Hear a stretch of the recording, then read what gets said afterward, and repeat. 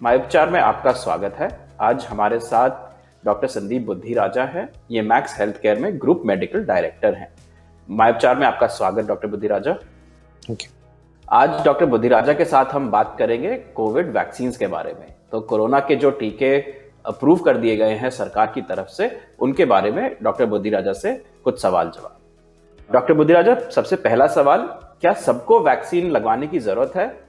कि अगर किसी को पहले कोरोना हो चुका है तो क्या उन्हें भी लगवाना चाहिए वैक्सीन? बिल्कुल जी, जो पॉपुलेशन जो गवर्नमेंट ने इंडिकेट की है कि इनको वैक्सीन मिलनी चाहिए, उन सब लोगों को वैक्सीनेशन लगवाना चाहिए। और जितने ज़्यादा से ज़्यादा लोग लगाएंगे उतना इंडिविजुअल अपने के लिए बचने का चांस ज़्यादा है और पॉपुलेशन को भी बचाने का तभी संभव है। और अगर इस पैंडेमिक को हमने ख़त्म करना है वो तभी हो पाएगा जब ज़्यादा से ज़्यादा लोग इस वैक्सीन को लेंगे। ऑब्वियसली अभी ये वैक्सीन बच्चों में और प्रेगनेंसी में इंडिकेटेड नहीं है, बाकी सब ग्रुप्स में लेनी चाहिए। क्या जिनको कोविड हो चुका है उनको भी वैक्सीन लेनी चाहिए? हाँ जी, बिल्कुल लेनी चाहिए, बट वो प्रायोरिटी लिस्ट में नहीं होंगे क्योंकि उनको ऑलरेडी डिजीज होने की वजह से, बीमारी होने की वजह से शरीर में उनके एंटीबॉडीज, इम्यूनिटी बनी हुई है जो कि कुछ समय तक उनको प्रोटेक्ट करेगी। अब ये कितने समय तक लास्ट करती है इसका हमें आंसर अभी मालूम नहीं है, तो डेफिनेटली उनको वैक्सीन लेना पड़ेगा, कुछ समय के बाद ले सकते हैं। सर, भारत में जिन वैक्सीन को स्वीकृति मिली है, क्या उनके सुरक्षित और प्रभावकारी होने के सबूत मौजूद हैं? इन वैक्सीन से कोई दुष्प्रभाव के बारे में हमें जानकारी हासिल है? देखिए, हिंदुस्तान में अभी जो हमारे ड्रग कंट्रोलर जो रेगुलेटर हैं इस चीज़ के, उन्होंने 2 वैक्सीन्स को अप्रूवल दिया है। एक है जो ऑक्सफोर्ड एस्ट्राजेनेका की वैक्सीन है जो serum institute of India manufacture कर रहा है, जिसका नाम है कोविशील्ड। और दूसरी हमारी हिंदुस्तान में ही बनाई हुई वैक्सीन है जो भारत बायोटेक बना रहा है, जिसका नाम है कोवैक्सीन। कोवैक्सीन को उन्होंने ड्रग कंट्रोलर ने अभी इमरजेंसी यूज अप्रूवल दिया है, वो रिस्ट्रिक्टेड क्लिनिकल ट्रायल मोड में दिया है। जहाँ तक कोई सवाल है आपका इनका सेफ्टी और इफेक्टिवनेस पे, मैं इस पे ये कहना चाहूँगा कि हमें ये एक सब्जेक्ट एक्सपर्ट कमेटी बनाई गई थी जिसने ये डिसीजन लिया। ड्रग रेगुलेटर हमेशा हमारे हित की ही बात करेगा, वो चाहेगा कि हम प्रोटेक्टेड रहें, हम सेफ रहें, और हमें उनके नतीजों पे, उनके डिसीजंस को रिस्पेक्ट करना चाहिए। जहाँ तक सेफ्टी की बात है, अभी तक जितनी भी वैक्सीन्स दुनिया भर में रिलीज हुई हैं, फेज 1 और phase 2 trial generally safety data होता है और वो क्लियरली बियॉन्ड डाउट वो प्रूव किया है हमने कि ये वैक्सीन सेफ है। जहाँ तक एफिकेसी, इफेक्टिवनेस की बात आती है, तो जो डिफरेंट वैक्सीन दुनिया में इस वक्त अप्रूव्ड हैं, कोई 60, 70, 80, 90%, 95% तक इफेक्टिवनेस है। WHO ने ये कहा है कि कोई भी वैक्सीन जो 50% से ऊपर एफिकेशियस हो वो इफेक्टिव है पॉपुलेशन के लिए। तो हमें इस चीज़ पे बिल्कुल डाउट नहीं करना चाहिए। जितनी वैक्सीन जो रिलीज़ हो रही हैं हिंदुस्तान में या बाहर, सेफ हैं, इफेक्टिव हैं। हमारा आई वुड से ड्यूटी बनती है कि ये हम इसको ज़्यादा ना चिंता करके वैक्सीन का जो अगेंस्ट जो बोल रहे हैं उनके बारे में ज़्यादा ना सुने और वैक्सीन लें जैसे आपके डॉक्टर्स या ड्रग रेगुलेटर्स एडवाइस करते हैं। ये आपके अपने लिए बहुत ज़रूरी है और इससे हर्ड इम्यूनिटी तभी बनेगी और पैंडेमिक को हम तभी कंट्रोल कर पाएंगे। सर, कोविड की ये वैक्सीन कितने समय तक प्रभावी रहती है? क्या कुछ समय बाद हमें दोबारा टीका लगवाना पड़ेगा या ये फ्लू वैक्सीन की तरह एक सालाना वैक्सीन बन जाएगी? देखिए, इसका अभी पूरी तरह आंसर देना संभव नहीं है क्योंकि ये जैसे हमें मालूम है नई बीमारी है, नए वैक्सीन्स हैं, अभी लगने शुरू हुए हैं। अब ये कितने समय तक इस वैक्सीन से बॉडी की इम्यूनिटी या एंटीबॉडीज उस मात्रा में रहती हैं कि वो हमारी इम्यूनिटी देते रहें, वो अभी इसका कोई आंसर नहीं है। हो सकता है 6 महीने, हो सकता है 12 महीने, हो सकता है उससे ज़्यादा भी है। तो ये अब जब रियल लाइफ सिचुएशन में हम दे रहे हैं, हम इसके पे टेस्ट करेंगे, एंटीबॉडीज मॉनिटर करेंगे, तो हमें पता लग जाएगा कि अगर दोबारा बूस्टर या नेक्स्ट डोज देनी है तो वो कब देनी है, क्या ये नॉर्मल फ्लू वायरस की तरह सालाना वैक्सीन बनता है कि नहीं। तो ये सब चीज़ें हमें अगले कुछ महीनों में पता लगेंगी और हो सकता है अगले कुछ महीनों तक और इफेक्टिव और बेटर वैक्सीन भी आ जाएं जिनकी इम्यूनिटी और लंबे अरसे तक हो। तो अभी के लिए जो वैक्सीन अवेलेबल है वो लीजिए।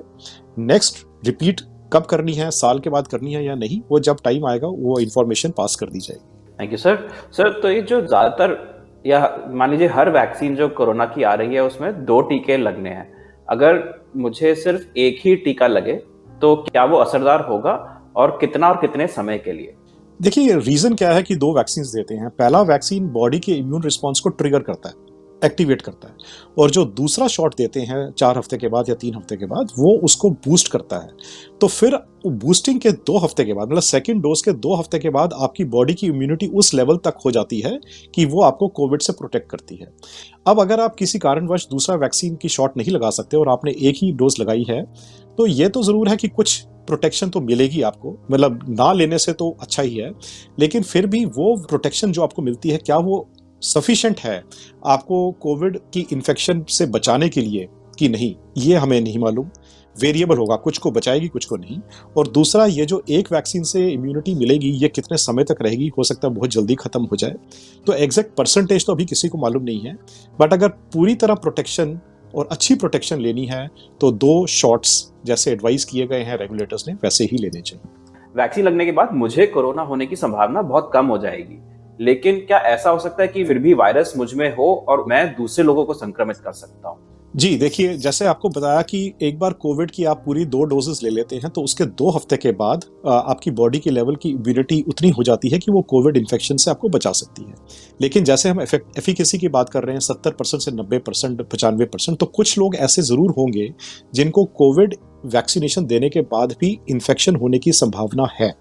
लेकिन ज्यादातर लोगों में इतनी इम्यूनिटी बन जाएगी कि उनको वैक्सीनेशन लेने के बाद कोविड की खुद को बीमारी नहीं होगी। मतलब वायरस बॉडी में अगर आ भी जाता है तो वो आपकी बॉडी इम्यूनिटी ट्रिगर करके आपको डिजीज नहीं होने देगी। लेकिन ये फिर भी पॉसिबल हो सकता है कि जो वायरस आपकी नाक में या बॉडी में घुसा है वो आप ट्रांसमिट करके दूसरे को इन्फेक्शन दे दें, और दूसरे को जिसने वैक्सीन नहीं लगवाया उसको वो बीमारी हो जाए। तो इसीलिए हम कह रहे हैं कि ज्यादा से ज्यादा लोग अगर वैक्सीन लेंगे तो वो दूसरे को ट्रांसमिट करने का संभावना भी कम होती जाएगी, और जो ट्रांसमिशन ऑफ वायरस है वो कम हो जाएगा, और अल्टीमेटली पैंडेमिक खत्म हो जाएगा। तो खुद वैक्सीन लेने के 2 फायदे हैं। एक, आप अपने आप को प्रोटेक्ट कर रहे हैं डिजीज होने से, और अगर डिजीज होती भी है तो बहुत माइल्ड होगी, सीवियर डिजीज नहीं होती है। और दूसरा, आप प्रोटेक्ट कर रहे हैं कि आपकी जो ट्रांसमिशन होकर दूसरे को वायरस जा रहा है, अगर उसको भी वैक्सीन लगी हुई है तो वो भी बच जाएगा। तो फिर अल्टीमेटली ये साइकिल खत्म हो जाएगा और पैंडेमिक खत्म हो जाएगा। आपने बताया कि हमें कोविड वैक्सीन के 2 शॉट की जरूरत है। क्या वैक्सीन लगवाने के बाद भी मास्क पहनने, सोशल डिस्टेंसिंग और हाथों को बार बार धोते रहने की जरूरत पड़ेगी? बिल्कुल, क्योंकि जैसे मैंने बोला कि कोविड वैक्सीन लेने के बाद आप खुद तो प्रोटेक्ट हो जाएंगे, लेकिन आप वायरस को फिर भी ट्रांसमिट कर सकते हैं दूसरे में। तो इससे बचने के लिए और दूसरों को बचाने के लिए, चाहे आपने वैक्सीनेशन लिया हुआ है, फिर भी जो कोविड सेफ मेजर्स हैं, जैसे मास्क पहनना, सोशल डिस्टेंसिंग मेंटेन करना और हाथ वॉश करना, ये चीज़ें सबको फॉलो करनी होंगी। और ये तब तक फॉलो करनी होंगी जब तक एक क्रिटिकल मास, क्रिटिकल वॉल्यूम जो है कंट्री के लोगों को वैक्सीनेशन नहीं मिल जाती या डिजीज से वो इम्यून नहीं हो जाते, और वो नंबर है 70%। तो तब तक सब लोगों को ये प्रिकॉशंस फॉलो करनी बहुत ज़रूरी है। Thank you sir. एक आखिरी सवाल, अब सुनने में आ रहा है कि यूके और साउथ अफ्रीका से कोरोना वायरस के नए स्ट्रेन आ रहे हैं, तो जो ये नए स्ट्रेन आ रहे हैं या फिर जो आइंदा आ सकते हैं स्ट्रेन, उनके खिलाफ हमारी मौजूदा वैक्सीन असरदार रहेंगी? देखिए, इसका एकदम प्रिसाइज आंसर देने में अभी कुछ समय लगेगा। जब हम देखेंगे कि जिन लोगों को वैक्सीन्स मिल चुकी हैं, जैसे यूएस में, यूके में, यूरोप में, बाकी कंट्रीज में, उनमें से कितनों को ये नए म्यूटेंट स्ट्रेन से इन्फेक्शन हुआ, तभी हम एग्जैक्टली कह पाएंगे कि ये वैक्सीन्स नए स्ट्रेन्स के और नए म्यूटेशंस के अगेंस्ट कितनी इफेक्टिव हैं। अगर मैं बात करूं प्योर साइंस की, तो साइंस के बेसिस पे ये लगता है कि जो प्रेजेंट वैक्सीन्स हैं वो भी लार्जली नए म्यूटेशंस के अगेंस्ट इफेक्टिव होनी चाहिए। कुछ रिपोर्ट्स एमर्ज कर रही हैं, जैसे यूके में कहा जा रहा है कि जो फाइजर मॉडर्ना की वैक्सीन है वो नए यूके स्ट्रेन के लिए भी मोस्ट लाइकली इफेक्टिव होनी चाहिए। बट फाइजर ने स्टेटमेंट इशू किया है कि अगर उनको थोड़ा सा वैक्सीन को मॉडिफाई भी करना पड़े तो वो 6 हफ्ते में कर देंगे। जो साउथ अफ्रीका के स्ट्रेन के बारे में रिपोर्ट्स आ रही हैं वो ये आ रही हैं कि हो सकता है जो प्रेजेंट वैक्सीन्स जो वहाँ पे यूज़ हो रही हैं वो मे बी इफेक्टिव शायद ना हो, कोई कंफर्मेशन नहीं है। नाउ इसमें एक, अगर मैं कहूँ एक बेटर न्यूज़ जो है वो ये होगी कि जो इंडिया की जो हमारी इंडिजिनस वैक्सीन है कोवैक्सीन, वो एक फुल वायरस इनएक्टिवेटेड वैक्सीन है। तो उसका advantage, again completely talking from science, not अभी किसी को एक्सपीरियंस तो इसका है ही नहीं, तो उसमें यह है कि अगर थोड़ी बहुत म्यूटेशंस होती भी हैं वायरस में, बट फुल वायरस वैक्सीन का एडवांटेज ये होता है कि वो उसको भी कवर कर लेता है। क्योंकि बाकी जो वायरस में चेंजेस नहीं आए वो वहाँ पे डैमेज करके वायरस को डिस्ट्रॉय कर देगा। तो ये मैं प्योरली साइंस से बोल रहा हूँ, बट हमें अगले कुछ हफ्तों कुछ महीनों में ही ये एक्सपीरियंस होगा कि ये जो मेजर म्यूटेंट वायरस स्ट्रेन्स हैं इनमें प्रेजेंट वैक्सीन्स की इफेक्टिवनेस कितनी रहती है। तो वो हमें वो डाटा आने का इंतजार करना चाहिए। तो अभी इस पर हमें पर्याप्त जानकारी नहीं है, पर साइंस के सिद्धांत ये कहते हैं कि हमारे इंडिया में बनी वैक्सीन संभवतः इन सभी म्यूटेशन पर काफ़ी असरदार होगी। Thank you so much sir, Covid vaccine के बारे में इतनी जानकारी देने के लिए। Thank you so much.